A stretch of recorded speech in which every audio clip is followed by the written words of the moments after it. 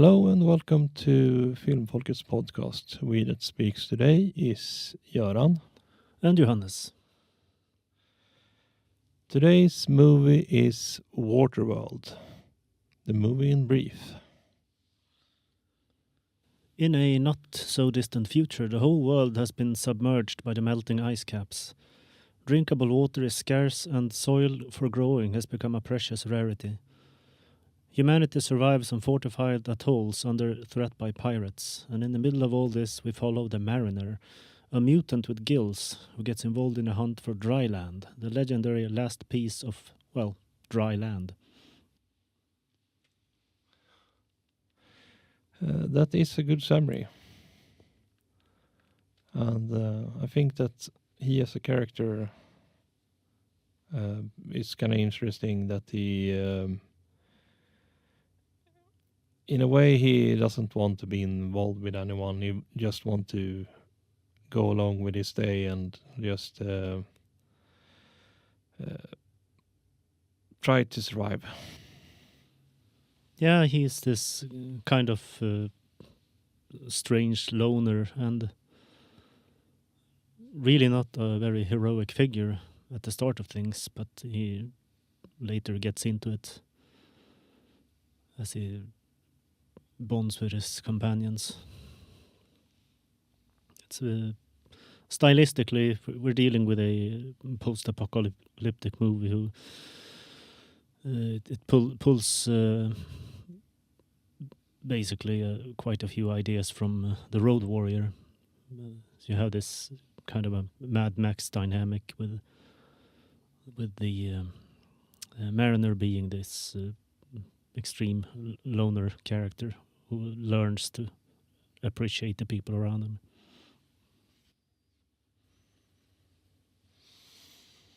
Yeah, it's the feeling that I get when we were watching it, that it was a very Mad Max style of the whole movie.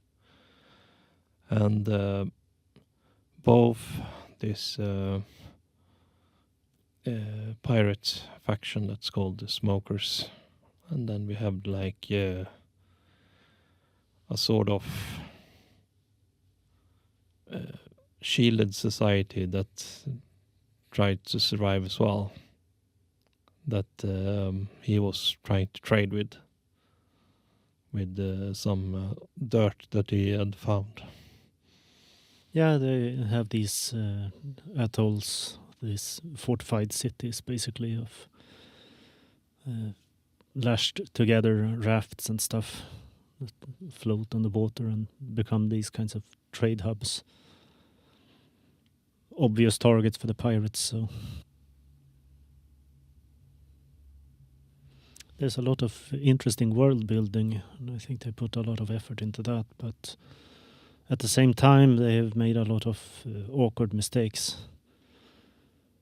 I'm not going to list all of it because that would take quite a while, but I think it's quite interesting how they built up this religion or a cult, let's say, among the smokers, where they evidently revere Poseidon as god of the sea, but they also worship this character called Saint Joe. That's basically the old captain of the oil tanker that they have repurposed. You also have some very interesting costume design, which is to say that they use the materials available to them, and I think that's really interesting how in a post-apocalyptic setting you use what you have, and it's very obvious that that's what's going on. They have armor and stuff made from shark skin, but they also have obviously scavenged things, and quite a few things are made from plastic actually, which makes sense. You would reasonably dredge a lot of that from the ocean because of basically all of the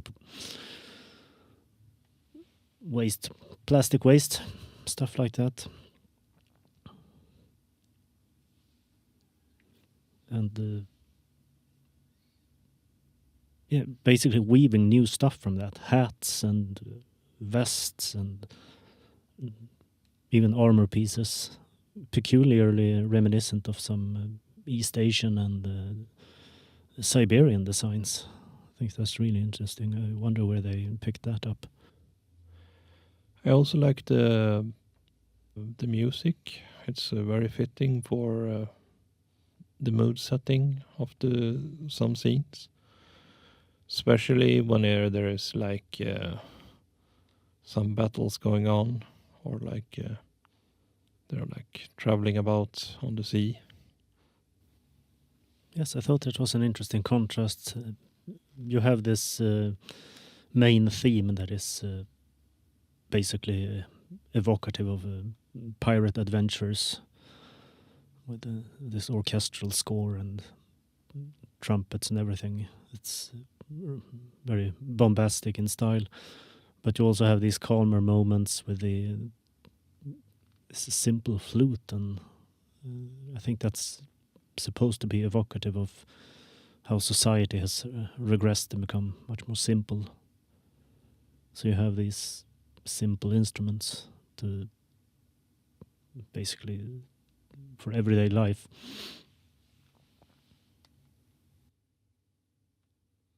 As for the costume design, I also think it's interesting that in a lot of post-apocalyptic movies and TV shows and all of that, you end up with people wearing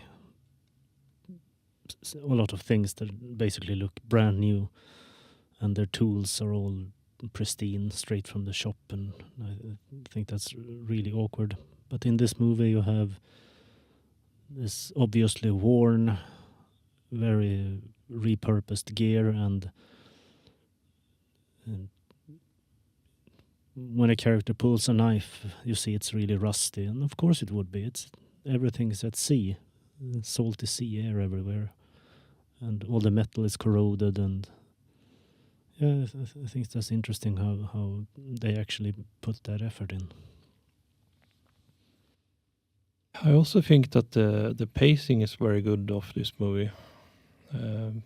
It's going along very well together with scenes, and there was like, I think it was one of the characters he was meeting in that city that was trying to talking him into something when he was at the shop, and I think we were meeting him like later as well, that he was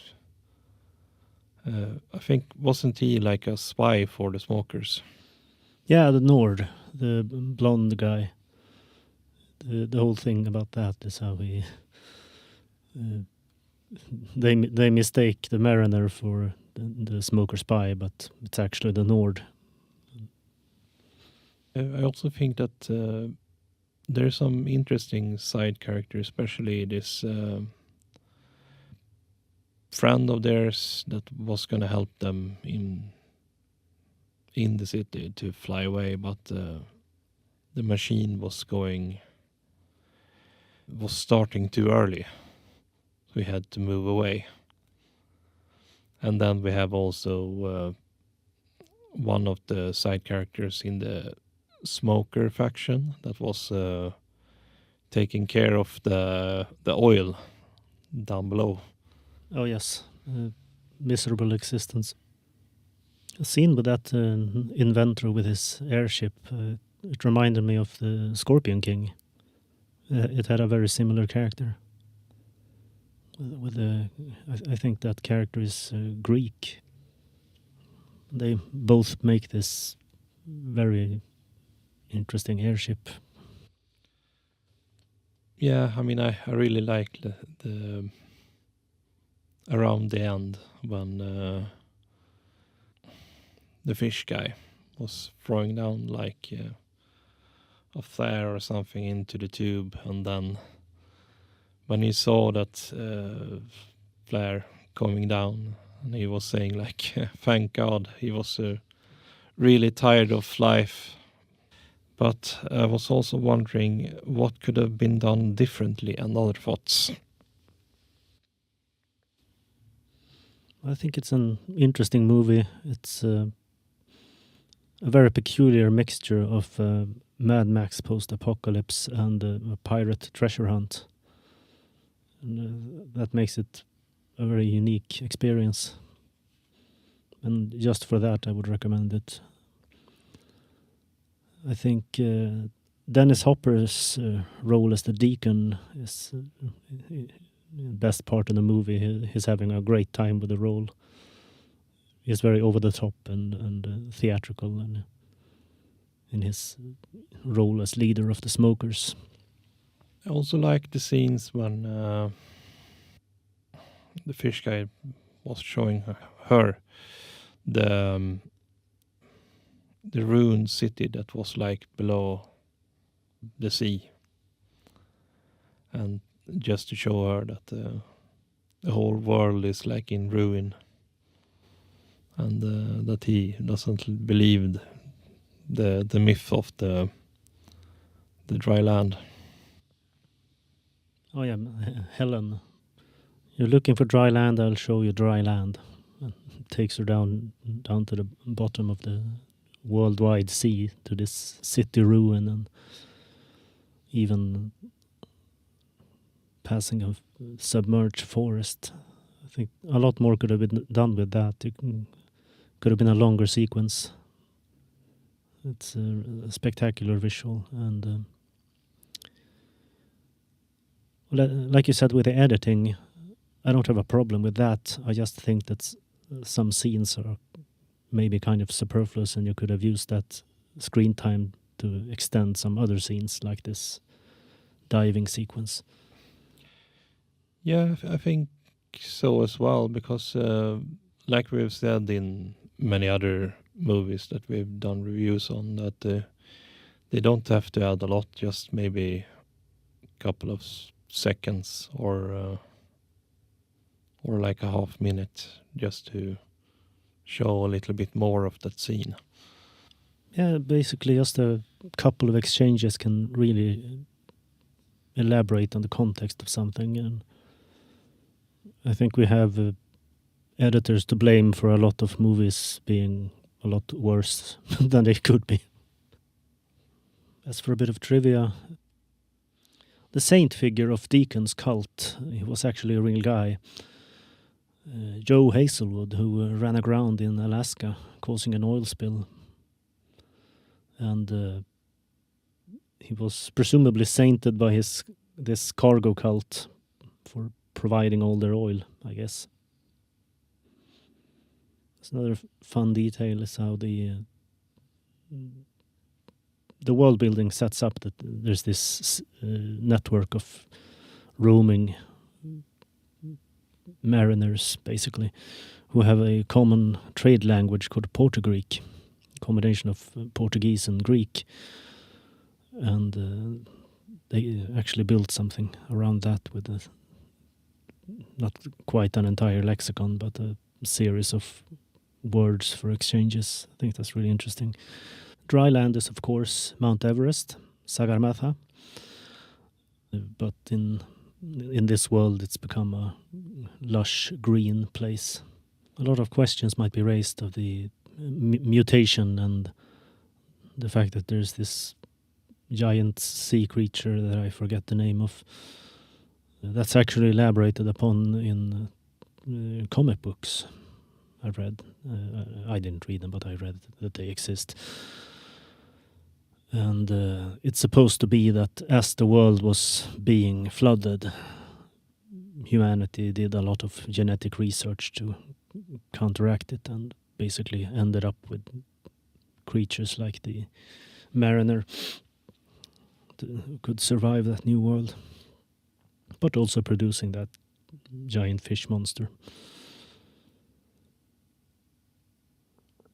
Dry land as a plot point is kind of an issue. It doesn't really make sense, because if society had realigned over a long amount of time to rely on roaming seafarers and trade, that one spot of land would be well known by everyone as a global trade hub and the sort. So that it's a mystery really doesn't make sense. This was the most expensive movie ever made until Titanic came out in 1997. The original script was actually written in 1986, so it took quite a while to get made. Some of the movie's budget went into digitally altering Kevin Costner's hairline, which, man, just go with it. Be a bald mutant. It's going to reduce drag while swimming. The dude's got webbed toes as it is. He personally invested $22 million into this and directed after the original director Kevin Reynolds quit. The movie was actually disastrously unprofitable, partly due to the coordinated effort to crush it by critics and the movie industry itself, revolving around the controversy of its troubled production. Basically, the industry decided that it wasn't going to succeed and acted accordingly. Along with the Postman movie, the following year, it really put a dent in Costner's career. Even so, this movie has a pretty strong cult following, which is part of why I wanted a group to watch this.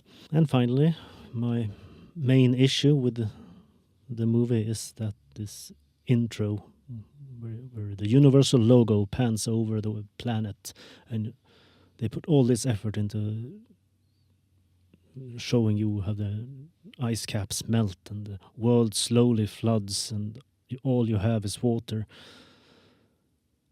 The entirety of Greenland melts into nothing. Greenland is an island. Please do at least some research if you're going to do that. It must have cost money to do that sequence, and it doesn't really cost anything to ask a question. So, other ideas for next time? Well, I was big on more ocean movies. So I was considering Deep Rising, which is a monster movie, and Deep Blue Sea, about those giant sharks. Yeah, sounds good. Well, I wish you all goodbye for this time. Don't forget to watch, like, and subscribe, and follow our socials. See you next time. Goodbye.